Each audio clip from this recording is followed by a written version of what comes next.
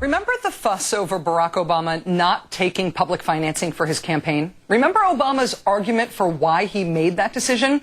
He said the system was broken, that even though John McCain was still participating in public financing, Obama predicted that McCain could still have third-party groups do his dirty work for him with unlimited funds. In our third story tonight, ding, ding, ding, you were correct, sir. 2 attack ads, both supposedly, officially, at arm's length from McCain himself. First one from the Republican National Committee. Record gas prices, a climate in crisis. John McCain says solve it now with a balanced plan. Alternative energy, conservation, suspending the gas tax, and more production here at home. He's pushing his own party to face climate change. But Barack Obama? For conservation, but he just says no to lower gas taxes. No to nuclear, no to more production, no new solutions. Barack Obama, just the party line. The Republican National Committee is responsible for the content of this advertising. The ad fails to mention that one of the articles it uses as a source quotes the White House spokeswoman saying it would be disingenuous for anyone to try to convince Americans that a gas tax holiday would have any impact on gas prices. Reportedly, McCain had nothing to do with the ad.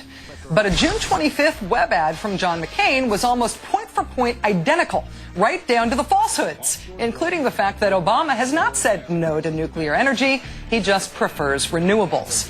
Then there is the new, ostensibly not partisan ad from a pro-war veterans group. We changed strategy in Iraq, and the surge worked. Now that's change we can believe in.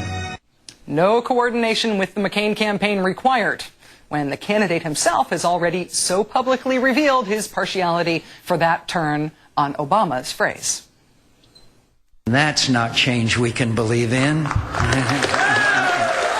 That's not change we can believe in. Let's bring in Democratic strategist Chris Kofinis, former communications director for the John Edwards campaign. Mr. Kofinis, thank you for joining us. Thank you. All right, first question, and it's the big one. Was Obama right about the public financing issue? McCain's public financing doesn't exactly clean up the dialogue in the campaign, does it? No, I mean, he was absolutely right. I mean, the reality here is that the Republicans were going to play the same game they've always played.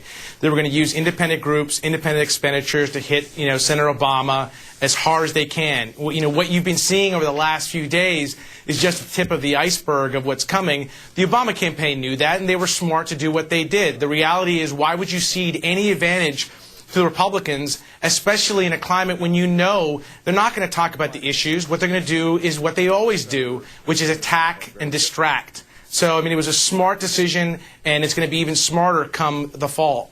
The big procedural issue here is about coordination between the campaign and these outside groups or in the National Party. Does McCain need to overtly coordinate with these third parties when they can see, just like anyone can see, McCain's chosen themes and his phrases and his talking points?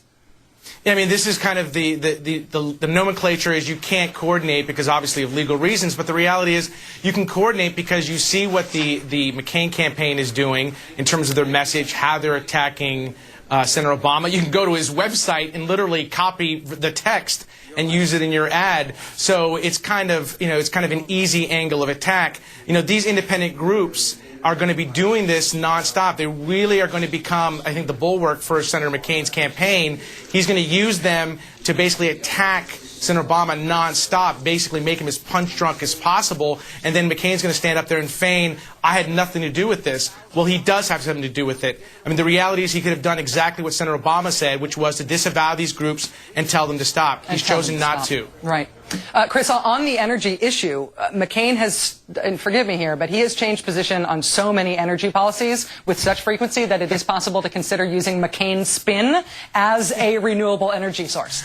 But does McCain face a risk of drawing attention to that, to his own policy reversals when he tries to run on the environment, when he tries to run as a pro-environment candidate? Well, the John McCain of 2008 doesn't have any problem changing his positions. I mean, my joke is the John McCain of 2000 wouldn't vote for the John McCain of 2008, and I think it holds true when you talk about energy policy. I mean, the notion that somehow that one day he opposed drilling over, offshore, and now he supports it. I mean, what I find even more disturbing is he talks about global warming and how serious a threat it is, but then when you look at his energy policy, not only did he oppose any type of funding for biofuels and alternative energy, he's supporting more drilling. I mean, does anyone actually think in the next 4 to 8 years this is going to actually do anything to solve our gas prices or our gas crisis? It's not. It's the same type of boneheaded solutions that got us into this mess to begin with. Unfortunately, he's playing politics. And I'll say one thing, that this is one of those issues that I have to say I'm a little bit concerned about, because the Republicans are going to really hammer on this notion that drilling is the solution to solving people's problems at the pump, and it's not. But it's one thing I think Democrats have got to be really aggressive about pushing back on.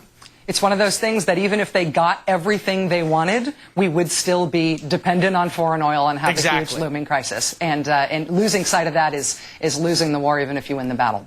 Chris Kofinis, thanks for joining us. I really appreciate it. Thank you. Chris Kofinis, former communications director for the John Edwards campaign.